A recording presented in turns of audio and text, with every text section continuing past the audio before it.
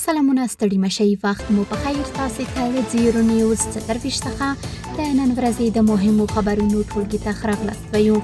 نن دوشنبه د 1415 هجري لمریز کال د وایي اومه چې د 2024 زیږدیز کال د اپریل 28 سره برابر ده.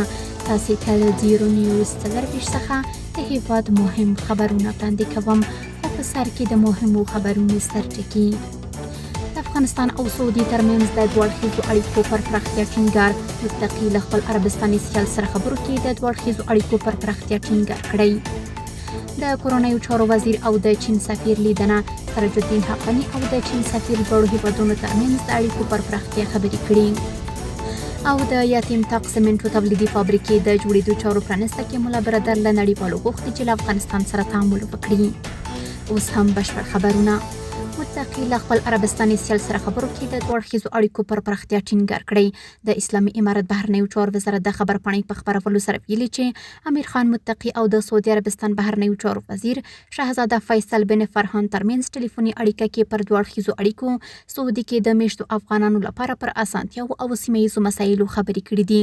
متقي د افغانستان او سعودي د دوه اړخیزو اړیکو پر پراختیا ټینګار کړی او په سیمه کې د ثبات لپاره د سعودي هڅې ستایلې دي.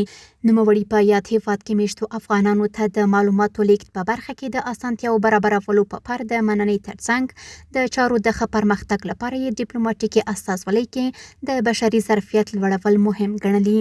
بل لور د سعودي عربستان بهرنیو چارو وزیر هم د دواړو هیوادونو ترمنځ د ډیپلوماټیکو اړیکو پر پراختیا ټینګار کړی او د ډیپلوماټیکو استازولیو د ظرفیت لوړولو هرکلی یې کړی.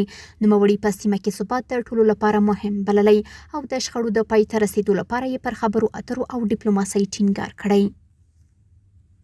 د کورنیو چارو وزیر او د چین سفیر دواړو هیوادونو ترمنځ د اړیکو پر پراختیا خبرې کړي.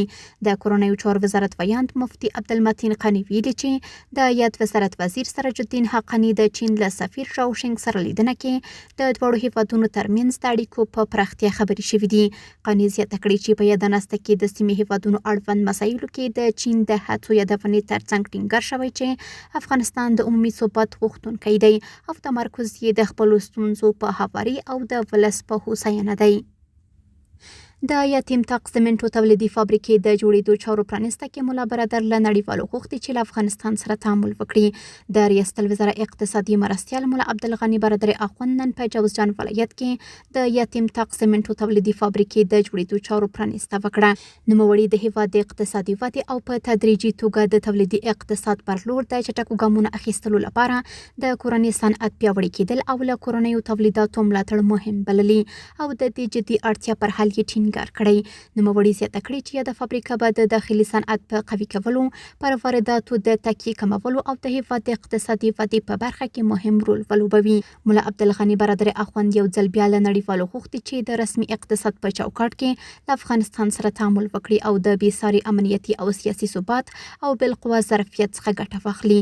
د نوموړي په وینا د نړیوالې او سیمه‌ییزې سیاسي او اقتصادي فضا تنګول، په نړیواله کچه د حزب سیاست پلي کول او د تحریمونو اوږدول په هیڅ صورت د نړیوال سیاست او نړیوال اقتصاد درد نشي دوا کولی، بلکې برعکس دا ډول سیاستونه تهدیدونه زیږوي او د سیمه‌ییز او نړیوال مشارکت ونډه راکموي.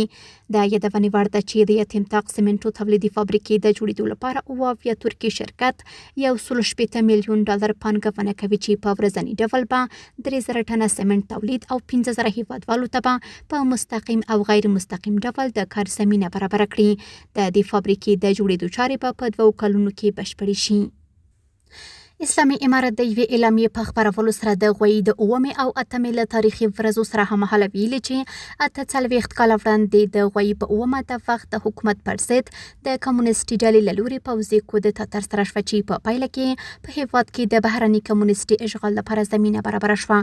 په اعلامیې کې راغلي چې افغان او ازادي غوښتونکي ولس د یاد اشغال پر وړاندې په میړانه مبارزه وکړه او له 14 کلن جهاد وروسته یې د سفر په 8 ستره بریا او خپلواکي ترلاسه کړه. اسلامي امارت د غوي اومه پیخه غندلې او د هیواد پر وړاندې د کمونیستي تیری بللې په داسې حال کې چې د سفر اتمې د فتح بریا او د الهي نعمت په توګه یاد کړي. علم یې زیاتوي که څه هم هغه مهال افغان ولس د خپل جهاد پایله ترلاسه کړه، خو وروسته د خپل منځي اختلافاتو او تنظیمي جګړو له امله د خلکو هیلې زیانمنې شوې او هیواد یو ځل بیا له ستونزو سره مخ شو. اسلامي امارت ټینګار کړی چې اوس د یووالي ثبات او د شرعي نظام د ساتنې وخت دی او له ټولو افغانانو یې غوښتي چې د یو باثباته او اسلامي افغانستان د دوام لپاره خپل یووالی وساتي. او وروستی خبر همدا چې له 19 کلن ځنډ وروسته په هیواد کې د نفتي ذخایرو 40,000 ټنه ظرفیت بیرته په فعالیت پیل وکړ. د افغانستان نفت او غاز شرکت ویلي چې په حیرتان بندر کې د کابل بانک نمبر 2 ذخایرو د بیارغونې پروژه پیل کړې ده. د دغه شرکت په وینا یاد ذخایر چې ټولي ظرفیت یې 70,000 ټنه دی، اوس مهال ترې شاوخوا 20,000 ټنه ګټه اخیستل کیږي او هڅې روانې دي څو پاتې 40,000 ټنه ظرفیت هم بشپړ فعال شي. یاد شرکت زیاته کړې دغه ذخایر چې 19 کلونو راهیسې غیر فعاله پاتې وو، اوس د بیا فعالېدو په درشل کې دي چې د بیارغونې چارې یې د حیرتان بندر نفت او غاز ریاست تر څارنې لاندې په منظم ډول روانې دي. همداراز د ریل پټلۍ اړوند اسانتیاوې برابرې شوي تر څو یادو ذخایرو ته د واګونونو د رسیدو زمینه برابره شي. د افغانستان نفت او غاز شرکت په باور د دغو ذخایرو بیا فعالېدل به د انرژۍ سکتور په پیاوړتیا، د ذخایرو ظرفیت لوړونې او د بیړنیو حالاتو پر مهال د اړتیاو په پوره کولو کې مهم رول ولري. کورني خبرونه هم دومره و. د بهرنیو او سپورتي خبرونو لپاره زموږ پاڼې وڅارئ په خپل رسنیو باندې فیسبوک، انسټاګرام، ایکس پخوانی ټویټر، یوټیوب او ټیک ټاک زموږ خبرونه خوښئ او موږ تعقیب کړئ. ادرس یې 0 news 24 خبرونه د الله پامان.